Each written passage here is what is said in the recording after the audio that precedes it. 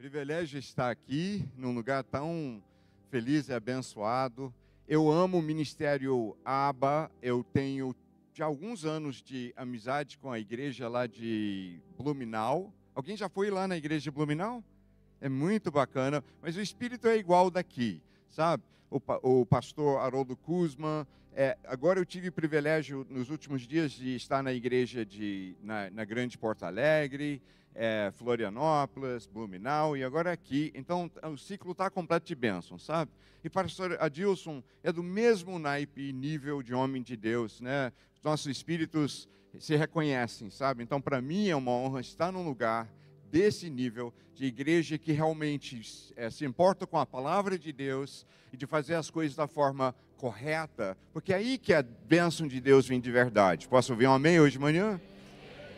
Eu passei alguns anos, nosso ministério durante vários anos foi crescendo, investimos, começou a crescer muito mais quando Deus me deu uma unção de pai espiritual. Até então, eu ministrava da forma que eu podia, fazia cruzados, eventos, já tinha aberto a igreja, mas chegou uma altura do campeonato, Deus falou assim comigo: agora você começa a investir em levantar homens e mulheres de Deus para ir avante e vir um pai espiritual no sentido ministerial. Abri uma escola bíblica em Belo Horizonte e cresceu, e treinamos vários milhares de pessoas, e foi muito bom. Vimos centenas de igrejas abertas, através dos formados e discípulos, e o ministério tinha crescido muito. Nós fomos para televisão em rede nacional, a editora Atos cresceu muito, todos os projetos crescendo, e Deus permitiu na minha vida um tempo de Jó. Eu tinha, sem nem saber a gravidade do acidente, mas eu já rodei esse mundo em viagens missionárias. Eu nunca medi perigo nem esforço para ir pregar, né? Se Deus me falasse, por exemplo, Deus me falou para ir pregar no Iraque quando estava tendo a guerra contra Saddam Hussein e estava totalmente acontecendo ainda, né? Não estava nem apaziguada ainda a nação.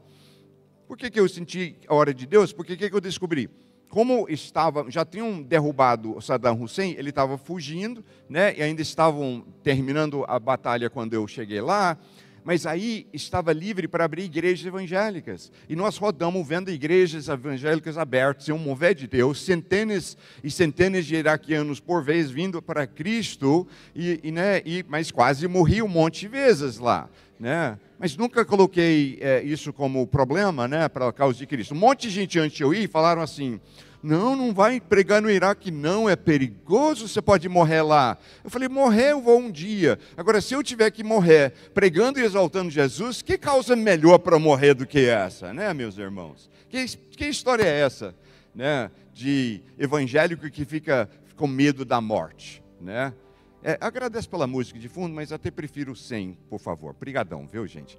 Então, assim, tenho ido para muitos lugares, fui pregar em tribos de índios, com pouco contato ou nem contato com o mundo de fora. E numa das viagens quebrei meu pescoço, bem quebrado.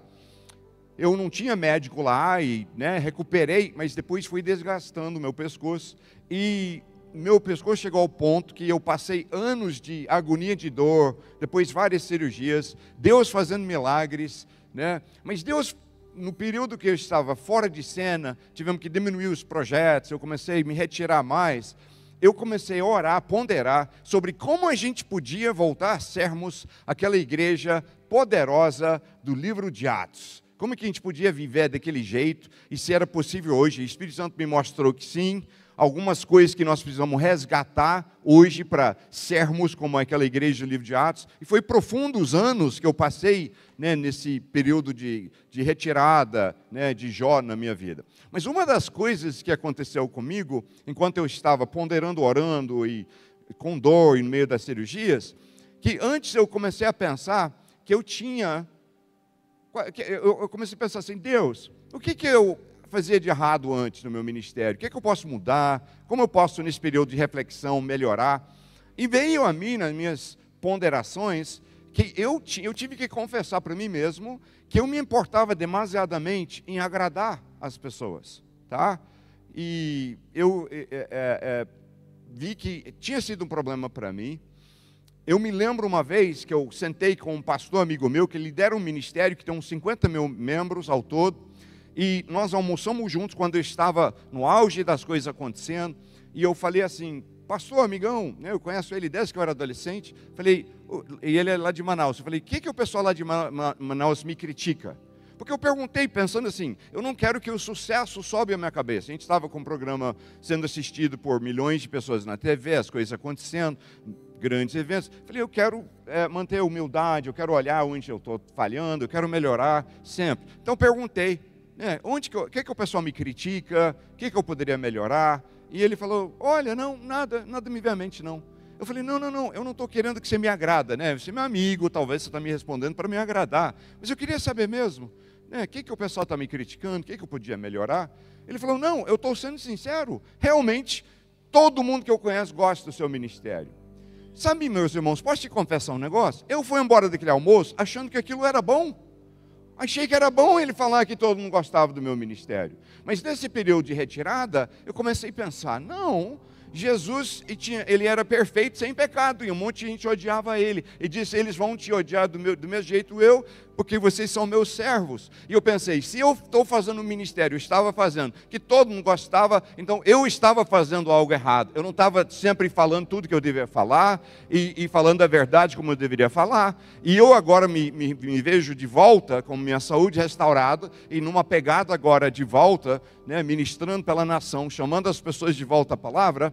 E agora eu digo, né, que eu não me importo em agradar, eu não estou falando de ser de forma gratuita, chata e grosso, não é isso. No meu dia a dia eu tenho a graça e assim, a alegria de ver gente que convive comigo, vejam Jesus em mim e convertem o evangelho. Então eu não sou chato, eu não sou grosso, eu não estou falando nisso, mas de falar a verdade, mesmo que ofende alguém, isso é ser um verdadeiro homem e mulher de Deus. E parece que um dos maiores ataques de Satanás hoje é de tentar fazer a igreja ficar com medo de ofender alguém. Porque agora virou o pecado principal do mundo, ofender. Não, você está ofendendo as pessoas. Jesus ofendia as pessoas o tempo todo, e ele não parava de ofender. João 6, ele está ofendendo, pregando uma palavra que ofendeu alguns dos seus discípulos ali. Não estou falando dos 12, mas aquela multidão de discípulos que ele já tinha formado.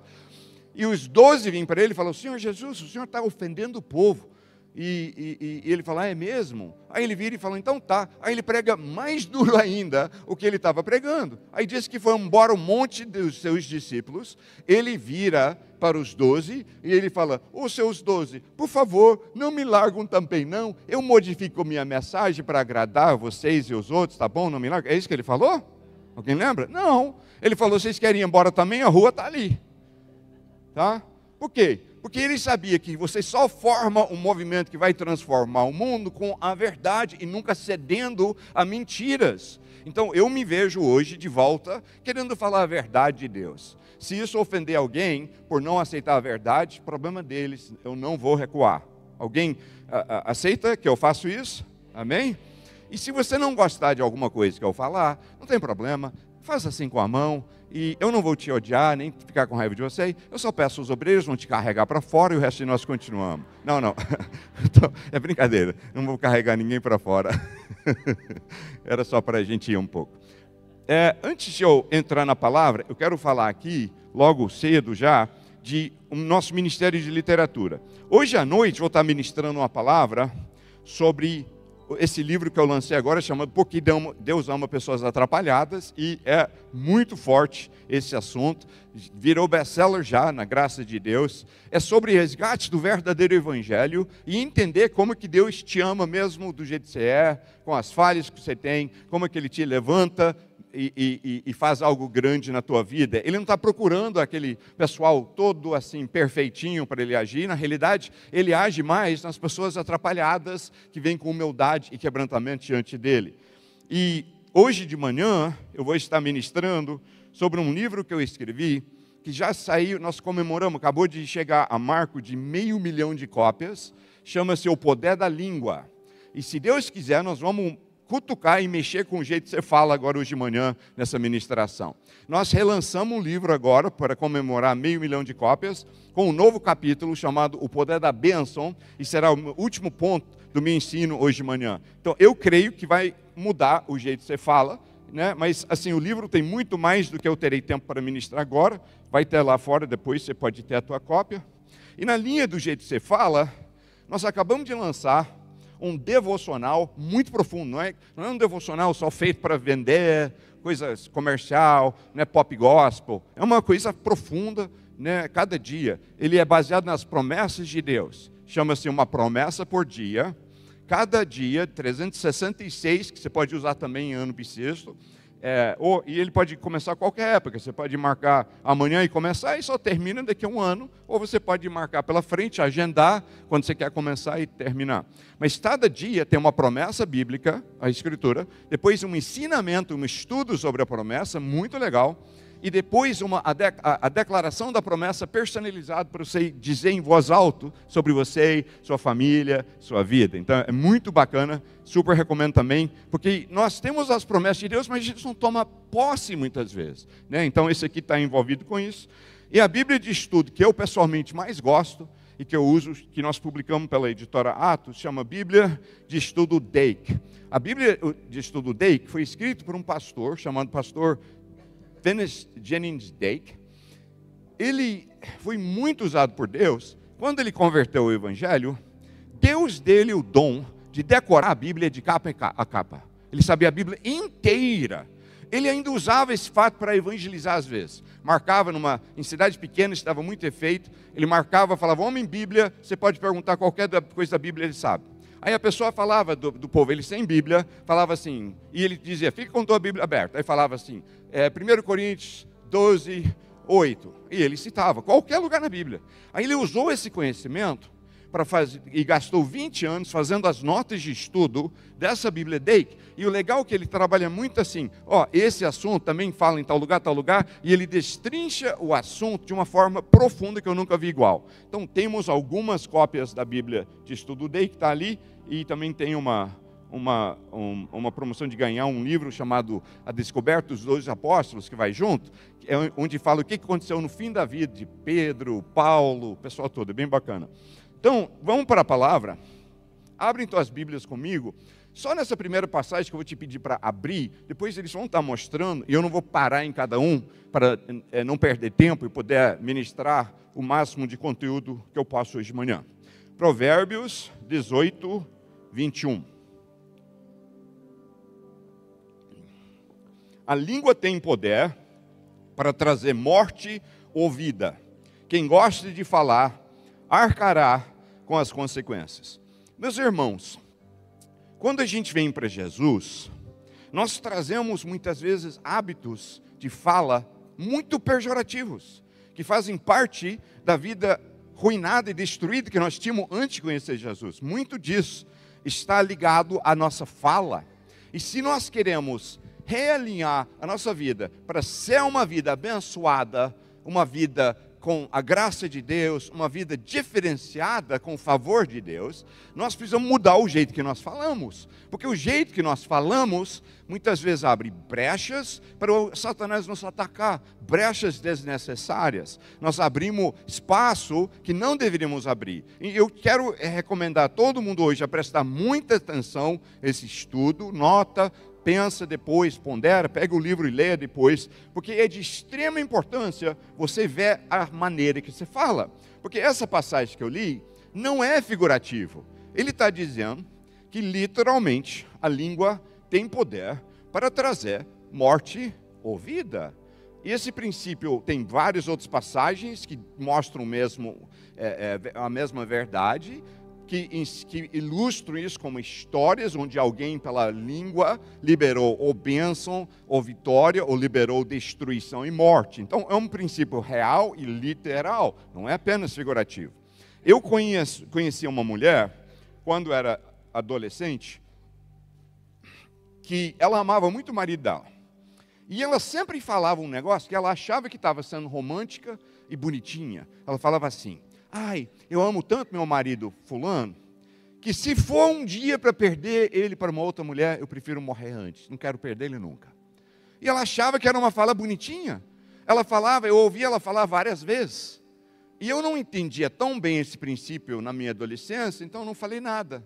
Só que eu observei aquilo, eu lembrei que ela falava várias vezes aquilo, e anos depois, o marido dela esfriou na fé, começou a agir mal, começou a recuar dos princípios corretos, e começa a ter um caso com uma outra mulher.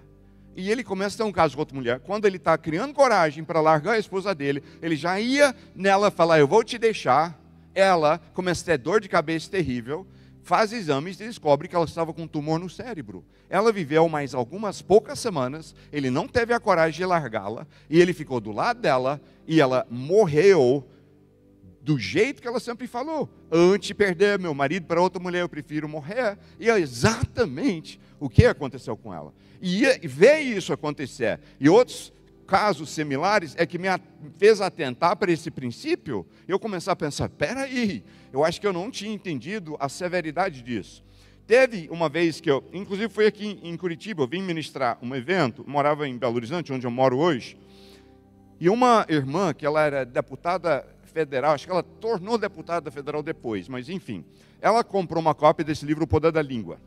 Não sabia, estava lá no culto, viagem, voltei para casa, voltei um ano depois para fazer outro congresso, e ela pede o púlpito. Depois que eu ministrei, ela pegou o livro e falou, deixa eu falar com vocês. Ela diz, eu sempre dizia que eu ia morrer cedo. E eu falava, e aí de repente, depois que eu comprei esse livro, eu li o livro todo, me impactou, comecei a repensar sobre o jeito que eu falo, e na semana seguinte eu comecei a ser tomado de dores, fui no hospital, fiz um tanto de exames, e descobrindo que eu estava cheio de câncer, em situação precária. E ela disse que ela foi embora para casa e falou, eu tenho certeza que eu abri a brecha para o inimigo me atacar dessa forma, de ficar falando o tempo todo, que acho que eu vou morrer cedo, não vou viver muito e tal. E ela disse, eu quebro essa palavra em nome de Jesus. E ela começou a quebrar a palavra, orar, falando, não, eu quero viver até a velhice, sendo bênção e tocando vidas pela causa de Cristo. E ela disse que voltou, fez novos exames, e agora ela não tinha mais câncer. Quem pode dizer glória ao nome do Senhor Jesus?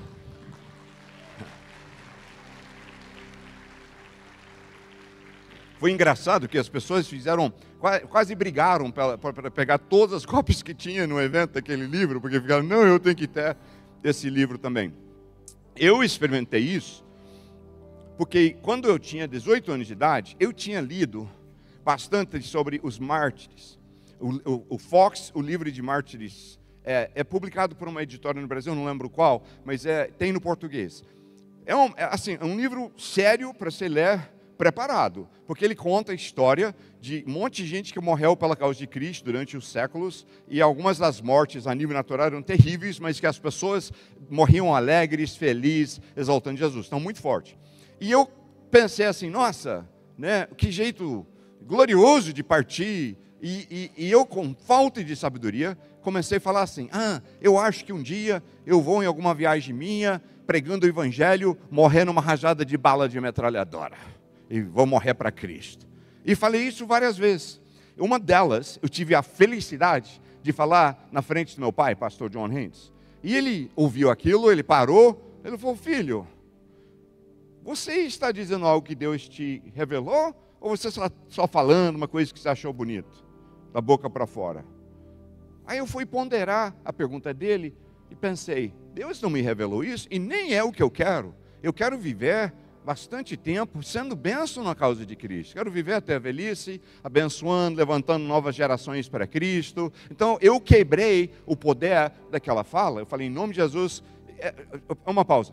Uma coisa boa, se você está pensando aqui, eu falando disso, fala, poxa, eu falei umas coisas, o que eu faço agora? Eu estou lascado? Né? Não, graças a Deus, você pode fazer uma nova declaração, dizendo, eu quebro o poder daquela declaração errada, e se declarar de acordo com a palavra de Deus, e Deus, Ele honra aquilo. Aí eu falei, em nome de Jesus, eu quebro a palavra de eu morrer numa rajada de bala de metralhadora. Meus irmãos, eu fui colocado a teste, algumas vezes na minha vida, em viagens para Cristo, em que eu estava na frente de metralhadoras e à beira da morte. Uma delas, fui na viagem que citei há pouco, que eu fui pregar no Iraque, no meio da guerra. E quando eu estava indo embora do Iraque, indo para o aeroporto, achando agora, né, eu tinha quase morrido, eu vi prédio explodir na minha frente, várias situações bem difíceis. bem próximo da morte. Mas eu vi também um monte de gente convertendo, igrejas sendo abertas e um tempo tremendo.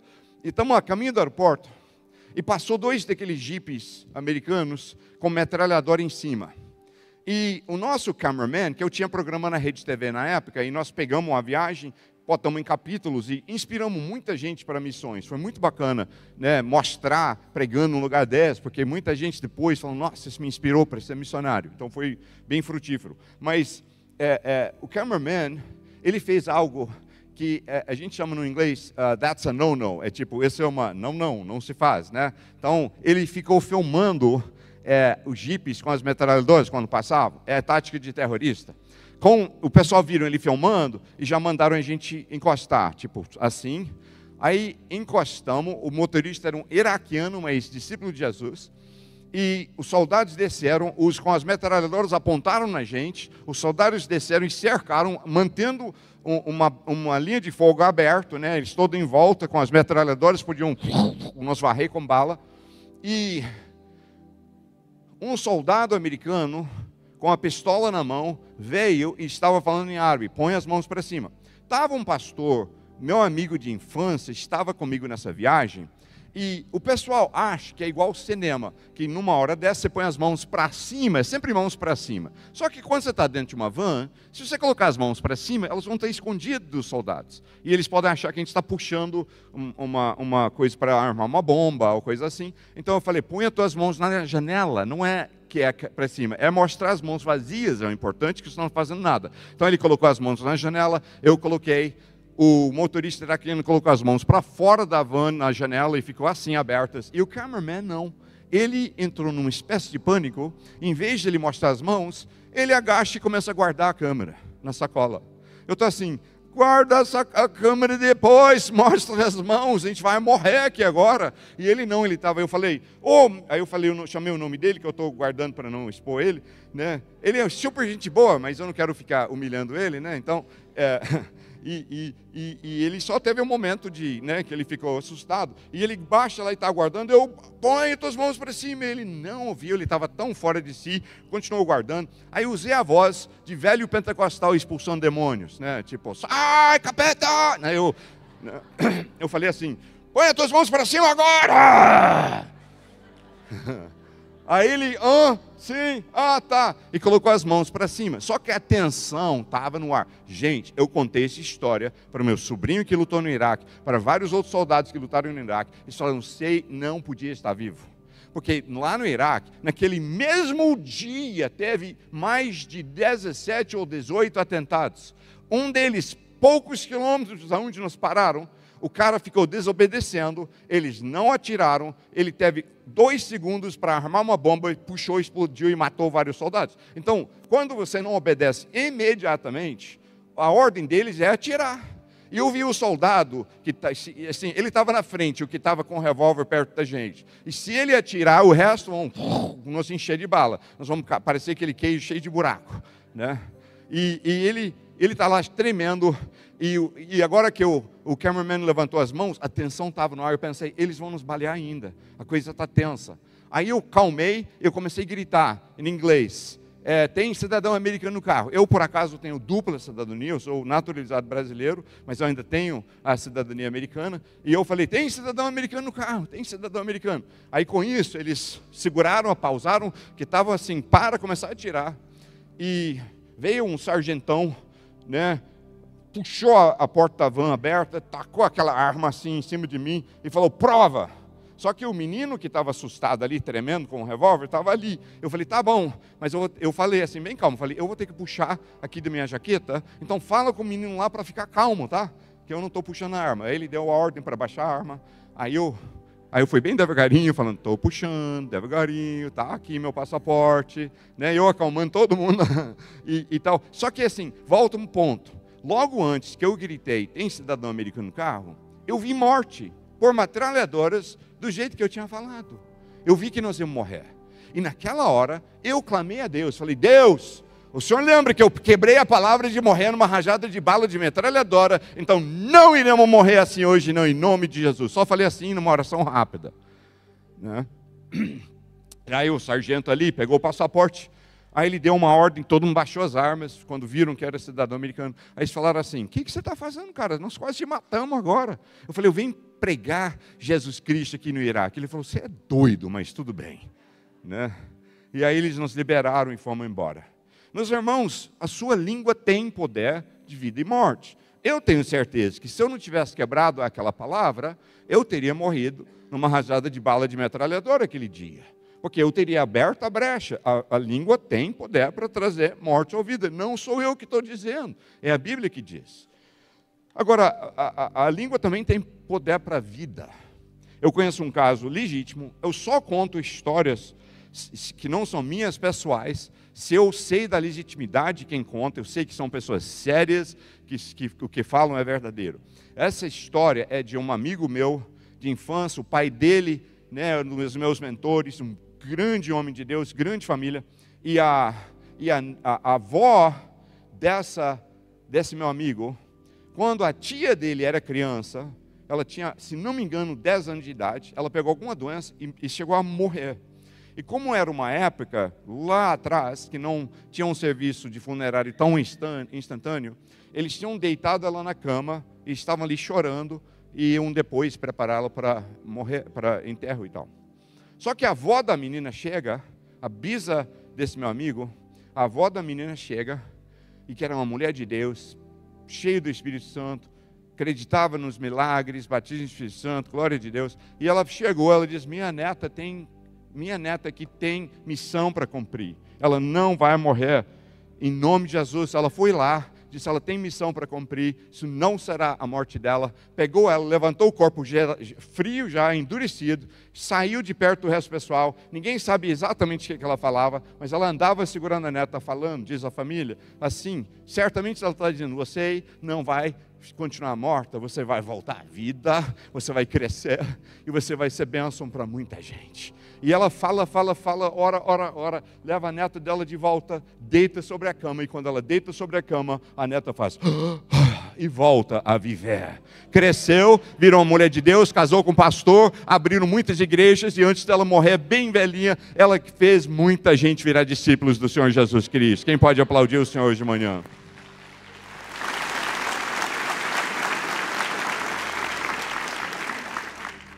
Então, sua língua tem o poder de vida também.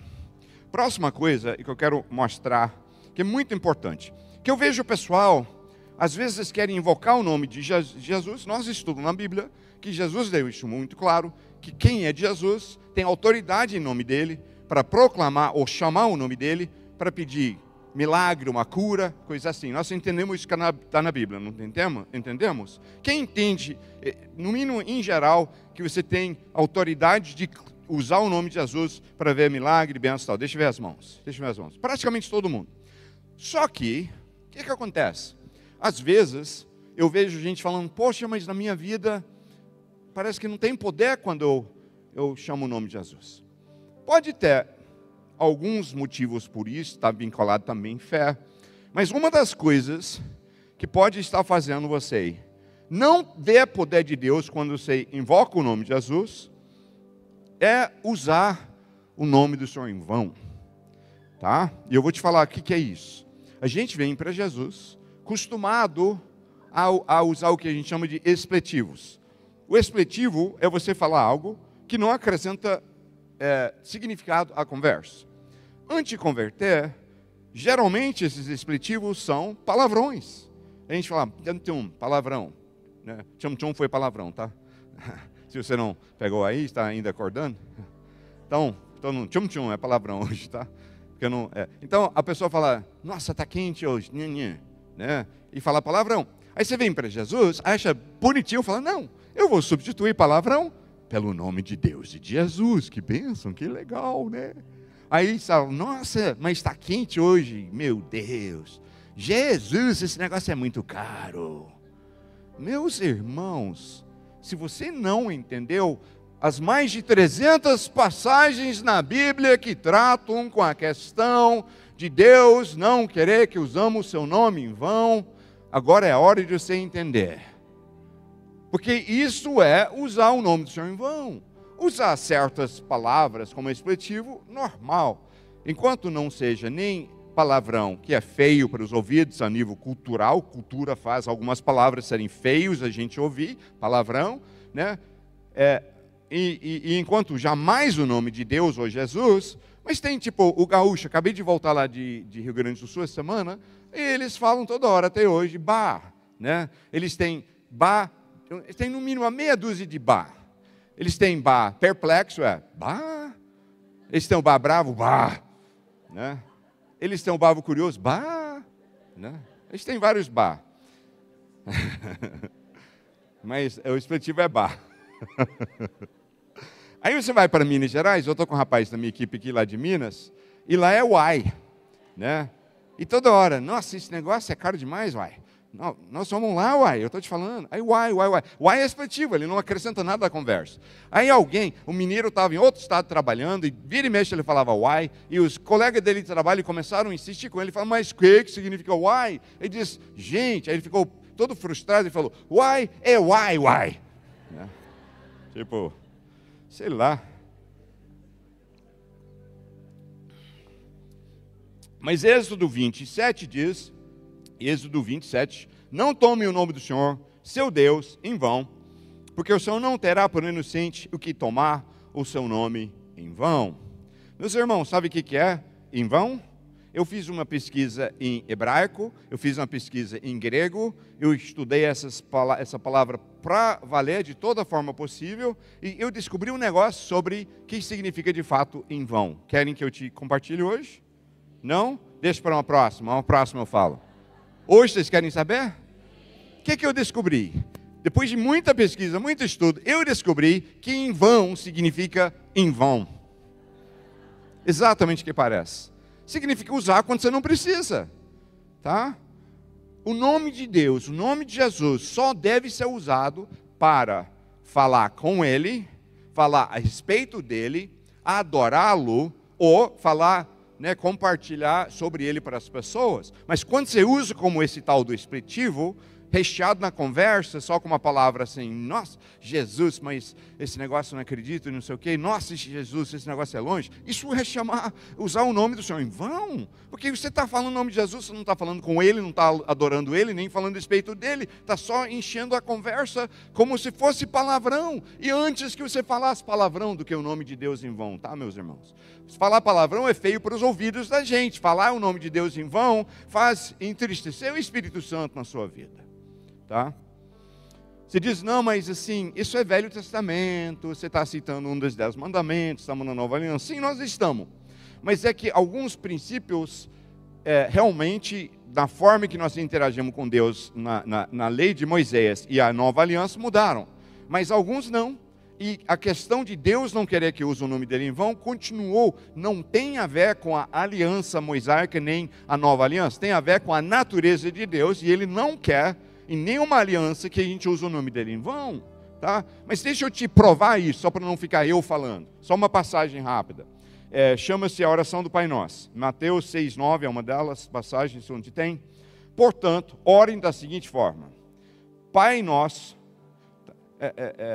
vocês falam para mim aí. Fala essa primeira frase aí da oração do Pai Nosso. Vamos lá, todo mundo sabe. Pai Nosso, que estás no céu. Ok. Essa, na realidade, não é o início da oração em si. Isso é a gente falando para Deus que nós vamos orar, né? Se nós estamos em grupo, várias pessoas conversando, eu quero falar algo com alguém que está ali, e ele talvez não está olhando para mim, eu primeiro chamo a atenção dele, ele entende que eu quero falar com ele, ele para, ele olha para mim, aí eu falo, Pai Nosso que está no céu é isso. Ele está dizendo, Deus, eu vou falar com o Senhor. O início da oração é a próxima frase, qual que é? Santificado seja o teu nome. Ok. Uma pergunta de ordem teológica. O nome de Deus já é santo ou não é? Então, por que usa uma conjugação de um processo? Santificado seja, quer dizer, tem que estar acontecendo o processo. Como que se o nome de Deus já é santo, por que está em processo de ser santificado? Né? Em vez de falar, seu nome é santificado. Santificado seja, quer dizer, que nessa conjugação. Porque o crivo da oração mostra a resposta. Não é Deus falando conosco, é a gente falando com Deus. Então, quando eu falo santificado seja o teu nome, eu estou dizendo que na minha boca, hoje, eu posso aprender a colocar em prática o santificado do seu nome. Que eu posso santificar teu nome com minha boca, que é o quê? Usar da forma correta e nunca em vão. E quando você usa o nome do Senhor em vão, e depois você quer clamar o nome de Jesus, e não entende porque não tem poder, está aí um dos motivos, tá? Porque você usa de forma vulgar, em vão o tempo todo, e depois quando você quer realmente invocar o nome que é sobre todo nome, o nome na qual todo joelho dobrará, o nome honrado acima de tudo e todos, o nome poderoso e incrível de Jesus, aí você invoca e nada acontece, porque você ficou falando o dia inteiro, meu Jesus, eu não acredito nisso, não sei o quê, e usou em vão. Agora, a boa notícia é que eu não estou pregando condenação para ninguém. Eu não quero que você vá embora condenado. Eu não estou aqui para condenar, nem te trazer condenação. A palavra diz em Romanos 8, já não há condenação para os que estão em Cristo Jesus.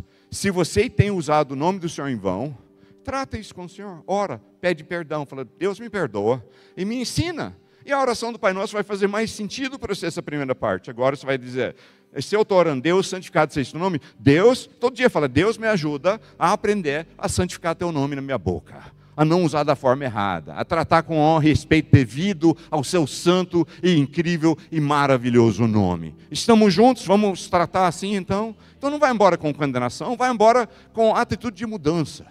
De dizer, eu vou começar. E se você não consegue tudo de uma vez, não se aflige.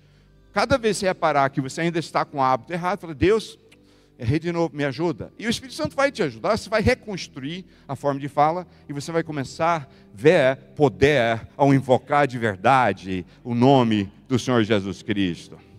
Agora, vamos falar, para encerrar essa mensagem, sobre o poder da bênção. O poder da bênção. Eu escrevi um novo capítulo para o livro O Poder da Língua, para relançar. Era igual, porque o livro vendeu 500 mil de cópias. Então, você mexer, é tipo mexer na receita de bolo da tua bisavó, que todo mundo gosta do bolo. Aí você vai, eu vou fazer uma coisa diferente, aí você fica meio assustado, né? Faz com muita preocupação. Mas Deus me deu tanta graça quando eu sentei para pensar o que eu podia acrescentar a esse livro, que veio numa hora assim, em um fim de semana, um dia eu estudei o dia inteiro, 12 horas sobre o assunto, e o próximo dia escrevi o dia inteiro, e fiz esse capítulo, O Poder da Bênção, e é muito forte, gente. Eu quero finalizar com esse estudo hoje, sobre o poder da bênção de Deus. Eu vou ler uma passagem, em 1 Pedro 3,9, eu te recomendo pegar essa passagem e decora, porque é profundo o que está nessa passagem. E muitas vezes, nosso povo de Deus, não temos entendido o incrível poder em nós de abençoar. E é uma das coisas, igual promessa, que a gente acaba não tomando posse e não recebendo as promessas, porque não tomamos posse. Bênção é a mesma coisa. Acabamos não sabendo abençoar e aí não recebemos. Então vamos ler, 1 Pedro 3,9. Não retribuam mal por mal, nem insulto com insulto. Ao contrário, retribuam com uma bênção. Foi para isso que vocês foram chamados. Espera aí. Foi para isso o que você foi chamado? Para retribuir bênção. Tá?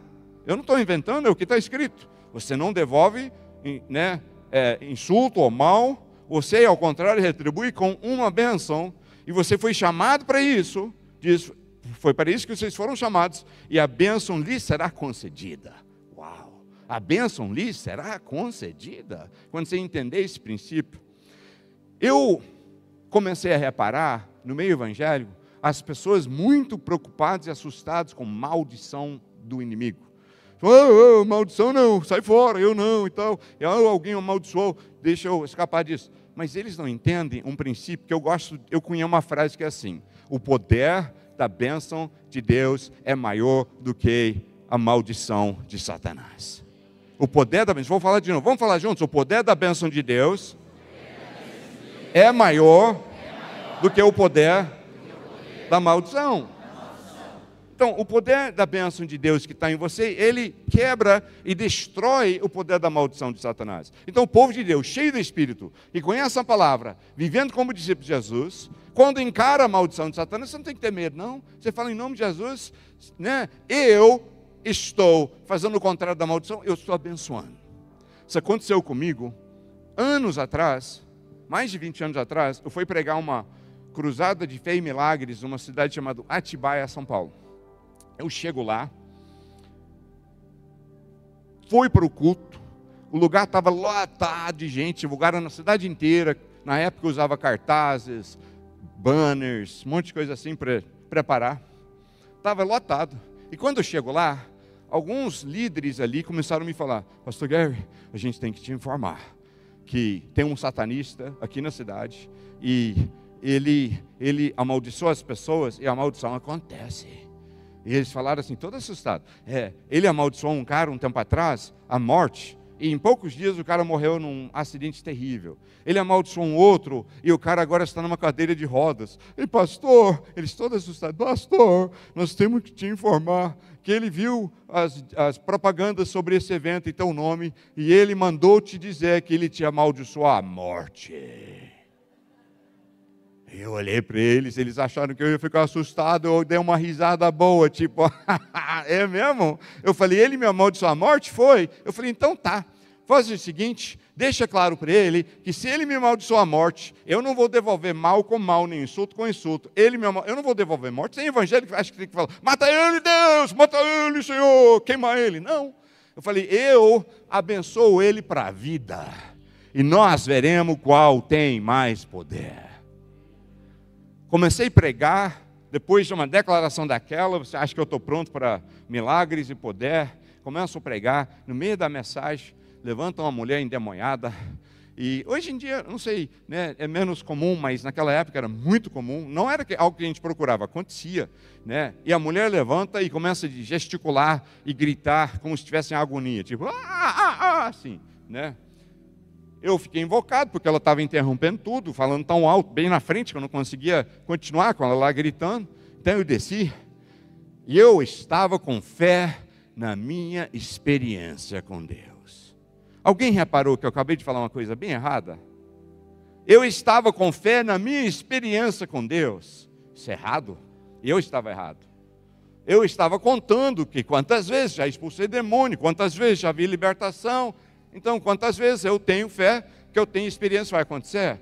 E eu não estava preparado como precisava estar em jejum, oração e busca de Deus, para lidar com esse nível de guerra espiritual. E eu cheguei lá na frente da mulher, eu falei, sai dela em nome de Jesus. E ela, eu saio em nome de Jesus. Ela, E eu, depois de várias tentativas, os obreiros ali perto, eu só fiz assim, né? E eles pegaram ela e levaram ela para fora. Agora imagina terminando de pregar depois de ser derrotado dessa forma na frente de todo mundo. Terminei de pregar, fui para onde eu estava hospedado, sentei na minha cama. Gente, eu gosto de contar meus fracassos para mostrar que eu não sou bonzão, eu não sou nada melhor, nem necessariamente pior, mas sou simplesmente igual a todos nós aqui, porque eu quero te encorajar. Qualquer coisa que eu estou contando aqui, você pode ver igual ou maior na sua vida. Não tem esse, só ele pode. Porque isso é uma falácia, às vezes tem no meio evangélico, só o grandão que está na frente pode. Não, né? Deus quer te usar. Olha para a pessoa do seu lado e fala, Deus quer te usar, viu? E eu conto meus fracassos, né, para você ver isso. Depender de mim, eu erro bastante, eu fracasso bastante, sou atrapalhado. Vou falar hoje à noite sobre como eu também estou no clube dos atrapalhados. E eu estava atrapalhado ali. Estava acreditando na minha experiência. E a mulher foi levada embora, sentei na cama depois do culto, bem derrotado, tipo, puxa vida, que fracasso. Aí o Espírito Santo me lembrou aquela passagem que diz, esse tipo só sai com jejum e oração, lembra dessa aí? Aí eu falei, então, eu estava com um missionário norueguês, que eu estava treinando no ministério, ele estava aqui no Brasil na minha equipe, eu estava treinando ele, eu falei, Peruver, nós vamos precisar entrar em jejum e oração, você está comigo? Ele falou, pastor, eu não estou contigo. Aí nós entramos em jejum, já não lanchamos depois do culto, e o dia seguinte nós não comemos e ficamos em oração. Oração, oração, oração. A segunda noite da cruzada encheu de novo, mesmo com o fracasso da noite anterior, né? E foi um culto abençoado, mas nada espetacular, só foi bom. A terceiro dia, quando chegamos no local, estava tão cheio o local que tinha muita gente na rua também, né? Olhando lá de fora. E alguém, quando a gente estava entrando, falou, aquele satanista está aqui fora. E provavelmente ele estava jogando maldição. Só que agora, depois de jejuar e orar, Eu estava com minha fé em Deus e o poder dEle, e na palavra dEle. Eu subi aquele púlpito, comecei a pregar, e alguns minutos dentro da pregação, aquela mesma mulher endemoniada achou-se de volta no nosso culto, e ela levanta ali e começa de novo, uá, ui, uá, né, de novo. Eu desci lá, só que dessa vez eu estou preparado, né? Eu estou com minha fé firme em Deus, estou cheio do Espírito Santo, eu estou cheio de autoridade de Deus.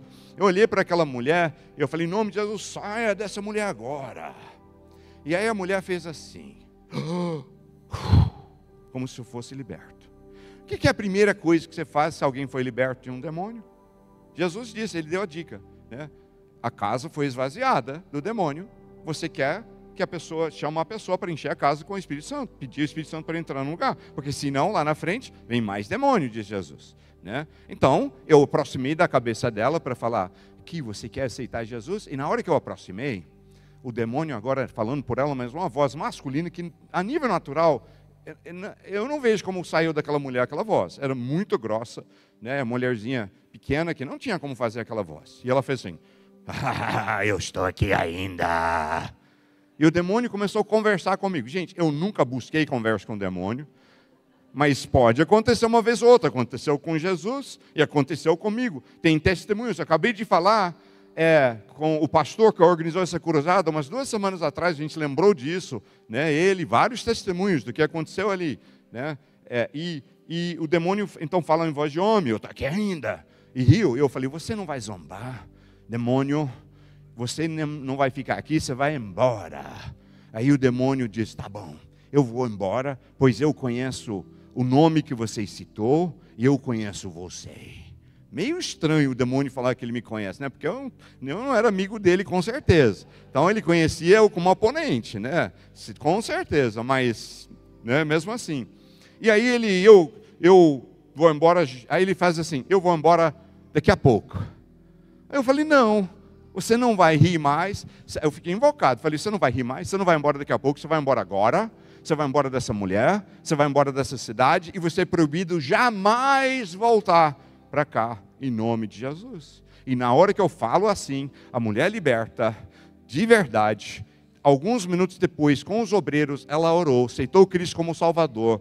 Os obreiros me vieram e falaram, pastor, ela genuinamente aceitou Jesus, se quiser deixar ela falar, eu falei, pode, vocês confirmaram, falou sim, ela veio, pegou o microfone e falei, entrei aqui, com processo por demônio, ele foi expulso, e agora o Espírito de Deus está no meu coração, e eu sou agora de Jesus Cristo, Ele é meu Senhor e Salvador. Falou bem assim. Na hora que ela fala isso, meus irmãos, como Deus é meu testemunho, eu não chamei ninguém para frente para oração, eu não fiz nada, e começou a pipocar milagres, de um jeito incrível. Um cara no lado de cá, uma mulher, perdão, levanta e fala, eu tinha um tumor grande no meu pescoço, protusão para cá, não tem mais, acabou de ser curada. Aí um cara levanta e fala, eu estava manco aqui, olha aqui, minha perna está perfeita. E várias pessoas começaram a pular em pé, e falei, eu acabei de ser curado, gente. E fui assim, pipocando milagres, de uma forma que eu quase nunca vi na minha vida. Eu nunca tinha visto até então algo assim. E na hora que os milagres estão pipocando, quem é que vem andando lá de fora para frente e cai de joelhos ali? Aquele satanista que tinha me amaldiçoado. E ele caiu ali, foi liberto e aceitou Cristo como o Salvador. Pois o poder da bênção de Deus é maior do que o poder da maldição satânica. Glória a Deus, glória a Deus. Deus é bom, né, meus irmãos? Eu quero finalizar esse estudo dizendo o seguinte, que nós precisamos entender também melhor, não somente sobre o poder de abençoar, mas sobre a forma de abençoar. Eu não tenho tempo para entrar muito em detalhe sobre isso agora, só vou atiçar rapidinho 2, 3 pontos sobre isso. Olha, primeiro, você tem momentos que você deve fazer uma bênção profética, tá? E eu vou te falar que às vezes no meio evangélico a gente chama algumas coisas de profético que não são. Eu sou muito crente no profético e na profecia, mas às vezes a gente fala, tal coisa profética. Eu disse, tal coisa profética? Como é que tal coisa profética? Eu não entendi, né? Às vezes assim, mas de fato existe uma bênção profética, e é bíblico. Vou te provar aqui. Aqui escrito em Gênesis 49, versículo 28, diz o seguinte: isso é quando, logo antes de morrer, Jacó, ele abençoa de forma profética cada filho dele. Diz aqui, essas são as 12 tribos de Israel. E foi isso que seu pai diz ao despedir-se de seus filhos. Deu a cada um deles a bênção que lhe era adequada. A bênção que era adequada era sobre o futuro daquela tribo, que cada uma tribo, e ele deu uma bênção profética para cada um deles. Então tem um lugar de bênção profética, mas bênção muitas vezes nós praticamos no meio evangélico, seja abençoado, bênção, eu quero bênção, tal. A gente desce do Uber e fala, seja abençoado, beleza. Não está errado não, tá? Não está errado não é tipo falar o nome do Senhor em vão, nada disso, é certo. Mas só queria te explicar uma coisa. Se você vai no restaurante, senta e fala ao garçom, eu quero comida, e ele fala algum tipo, não, eu quero comida. Ele fala, tá bom. E ele te traz um prato de alface, sem tempero nenhum. Você vai ter comida, mas é bem provavelmente o que você estava querendo? Provavelmente não. Mas qual o problema? Porque você não foi mais específico quando você pediu a comida. Você tem que falar, eu quero tanto, né, tal, e descrever o que eles têm, e ele te traz aquilo. Bênção é similar. A gente tem aprendido só a falar, seja abençoado, uma bênção. Beleza, não é errado, mas a bênção, a gente tem que aprender a ser muito mais específico na bênção, tá? Para Deus agir de acordo com a bênção que nós estamos proferindo. 1 Samuel 2, 20 e 21, a mãe de Samuel, ela queria filho, tá? Ela queria filho, e aí Deus dá a ela o filho Samuel, e Deus pede o filho, não em morte, mas no sentido que não moraria na casa dela. Então ela vai ter um filho, mas vai morar lá com o profeta e não com ela. E aí o profeta, antes dela ir embora, o marido dela e ela ir embora, ele faz uma bênção específica, tá? Que é bem interessante. 1 Samuel 2, 20 diz, antes de Elcana e sua esposa voltarem para casa, Eli os abençoava e dizia que o Senhor lhes dê outros filhos em lugar deste que foi dedicado ao Senhor. E o Senhor abençoou Ana, abençoou, sendo que essa bênção foi dar a ela mais filhos, e ela engravidou e deu luz a 3 filhos e 2 filhas. Enquanto isso, Samuel crescia na presença do Senhor. Agora a mulher tem 6 filhos por causa da bênção, primeiro a obediência, mas depois a bênção que Eli proferiu sobre ela, deu mais 5 filhos Deus, porque ele abençoou. E às vezes nós não temos visto mais bênção, porque a gente só fala, seja abençoado. E vamos aprender a falar de forma específica a necessidade, a nossa bênção. Porque nós vamos proferir e liberar bênçãos em outro nível. E uma última passagem para finalizar, Davi mesmo está ensinando o pessoal, num caso específico aqui, a abençoar.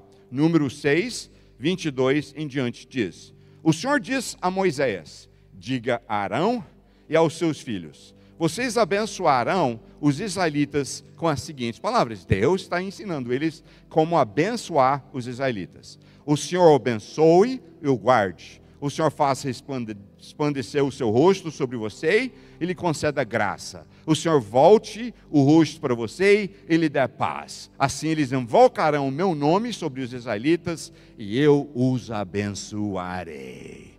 Glória ao nome do Senhor Deus. Se nós começamos a usar nossa boca de uma forma intencional para liberar não morte e não desgraça, e sim vida e bênção, nós vamos entrar no novo nível de bênção, milagres e mover de Deus em nossos dias. Quem pode aplaudir o nome do Senhor Jesus Cristo hoje de manhã?